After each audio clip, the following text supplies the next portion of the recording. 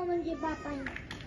बाप म्हणजे ध्येयाकडे नेणारी शिडी आहे, संकटातून पार करणारी होडी आहे, कधी तिकट वागला तरी आयुष्यभराची गोडी आहे.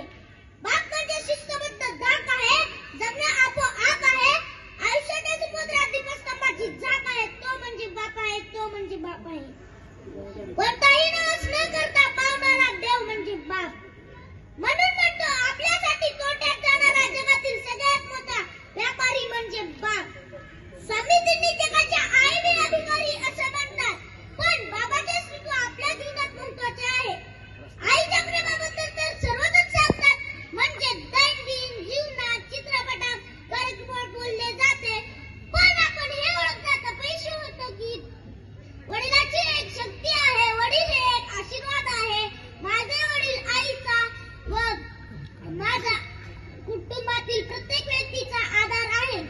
मुलामुलींच्या जीवनात सर्वात महत्वाचे पात्र निभावणारा हा बापच असतो.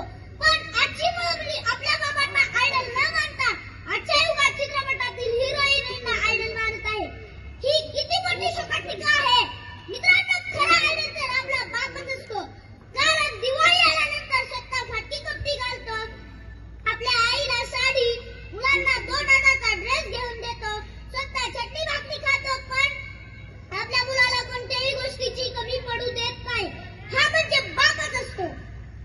बापाचं काही जाणून घ्यायचं असेल तर शाळेतील जुन्या पाठ्यपुस्तकातील एक कविता होती, त्यात बाबा सर्व काही समजून जातो.